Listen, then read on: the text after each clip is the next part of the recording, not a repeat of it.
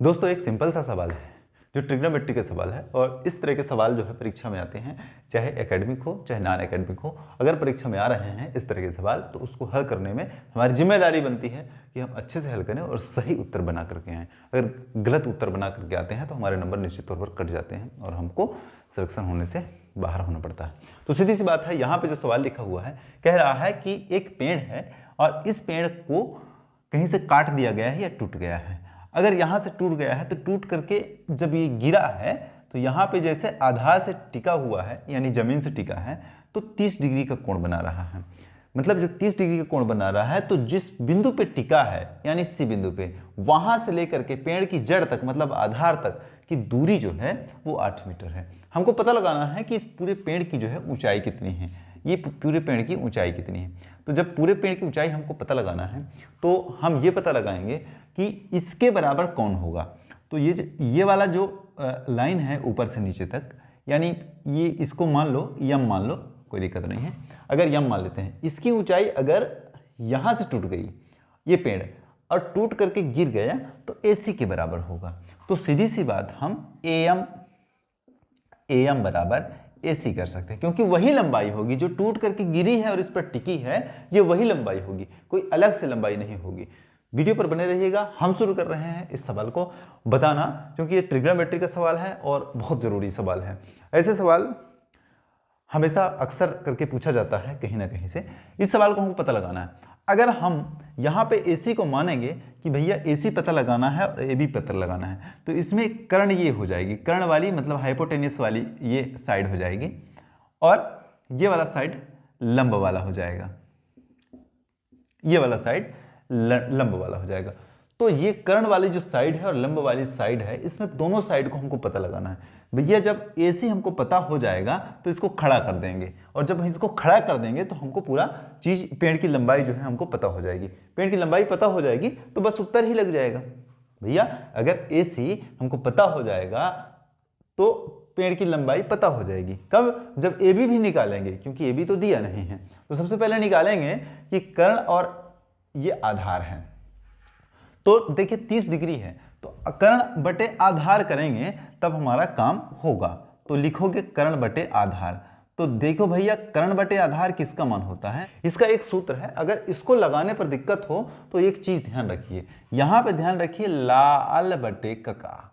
लाल बटे कका अगर ध्यान रख लेते हैं आप तो इस कंसेप्ट को आसानी से समझ लेते हैं। ये साइन का हो गया, ये कास का हो गया और ये टेन का हो गया। साइन का लंब बटे कर्ण, कास का आधार बटे कर्ण और टेन का लंब बटे आधार।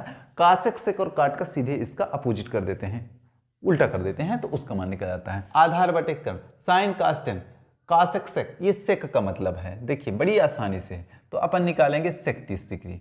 तो बाबू सेक 30 डिग्री का मतलब क्या होता है? सेक 30 डिग्री के चूंकि सेक 30 डिग्री बराबर 2/√3 होता है। तो बबुआ जब 2/√3 होता है तो कर लो ना, कर्ण हमारा AC है तो लिखोगे AC बटे BC कितना है 8 है, तो 8 बराबर 2/√3। ये लो बबुआ, अब √3 को इधर कर दोगे, ठीक है, √3 को, या कि AC को रहने दो। AC बराबर 2 गुने 8/√3, तो 8 दूना 16/√3 कर दोगे। इसको इक्वेशन नंबर फर्स्ट कर दोगे। तो सीधा सा मतलब है, ऐसे सवाल को ऐसे हल कर रहे हैं। अब देखिएगा दूसरा कंसेप्ट भी। अरे भैया अपन के पास तो AC निकल गया, AC 16/√3 हो गया। अब अपन को AB भी निकालना है और इसको जोड़ देना है तो खड़ा हो जाएगा। ठीक है, मतलब बात समझ में आ रहा? ये वाली लंबाई और ये वाली लंबाई को खड़ा कर देंगे तो उत्तर प्राप्त हो जाएगा हमारा। अब निकालना है AB निकालना है, तो इसको ये वाली भुजा को पकड़ेंगे। तो ये वाली भुजा AB मतलब लंब बटे आधार।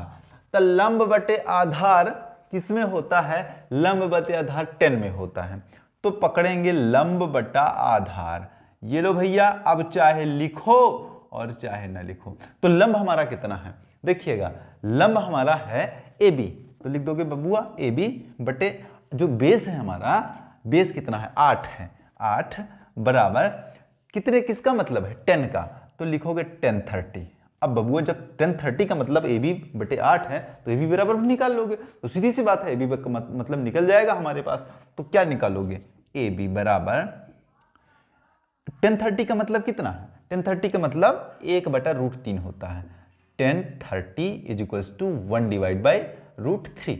तो 1030 का मतलब 1/√3 होता है, तो लिख दोगे 1/√3 गुणे 8 मतलब 8/√3। ये समीकरण 2 हो गया। तब भैया इसको इसमें जोड़ नहीं दोगे, तो जोड़ दोगे तो पूरा मतलब मिल जाएगा। तो जोड़ दो दोनों को, किस किस को, 16/3 को, और इसका मतलब कितना निकल गया, 8/√3 को। 8/√3 को और 16/√3 को दोनों को जोड़ दोगे तो उत्तर प्राप्त हो जाएगा। अब देखिएगा जोड़ देते हैं, मतलब यहां से यम से बी तक निकालना है अपन को, तो यम बी बराबर ए बी धन ए एम। अब ए एम क्या होगा, ए एम का मतलब ए सी है तो ए सी लिख देंगे, ए एम के बराबर ए सी है तो ए सी लिख देंगे। तो सीधी सी बात है, इसका मतलब तो निकल के आ रहा है ना। तो भैया ए बी हमारा कितना है, ए बी हमारा है 8/√3, धन ए सी हमारा है 16/√3। तो ये लो भैया √3 का एलसीएम ले लेते हैं, कैंसिल हो जाएगा 8 धन कैंसिल हो जाएगा 16। कैसे कैंसिल हो जाएगा, अरे भैया एलसीएम लिए हैं, √3 से √3 कैंसिल बचेगा 8, √3 से √3 कैंसिल बचेगा 16। तो अब इसका उत्तर 16 और 8 24, तो भैया 24/√3 हो जाएगा। तो जब 24/√3 है, हर की संख्या में अंडर रूट लगा हुआ है, करनी लगा हुआ है, इसका परिमेयीकरण करेंगे, परिमेयीकरण कर देते हैं तो गुणे √3/√3 हो जाएगा। परिमेयीकरण करेंगे तो जब √3/√3 का गुना करेंगे तो क्या होगा, √3 गुणे √3 बराबर 3 प्राप्त हो जाएगा। तो 24 √3/3, क्योंकि √3 गुणे √3 बराबर 3 प्राप्त होगा। क्या लिखा है 24, यहां पे दिख नहीं रहा होगा तो मैं दूसरी जगह साफ साफ करके दिखा दूंगा। यहां पे देखिएगा 24 √3/3, तो कर लो 24 √3/3, 3 8 24। अब इसका उत्तर हो जाएगा 8√3 मीटर, जो है पेड़ की टोटल लंबाई है यहां से यहां तक। ठीक है, और जितने से टूटा था ना उतने से हमको निकालना था और निकाल लिए, और बाद में इसको भी निकालना था। अब जब दोनों को निकाल लिए ना तो उत्तर हमारा सामने में है, देख सकते हैं। चैनल को सब्सक्राइब कीजिए, वीडियो को लाइक कीजिए, शेयर कीजिए, कमेंट करना बिल्कुल ना भूलिए, जिससे हम और उपयोगी जानकारी आप तक पहुंचाते रहें। बहुत बहुत शुक्रिया, वीडियो देखने के लिए धन्यवाद।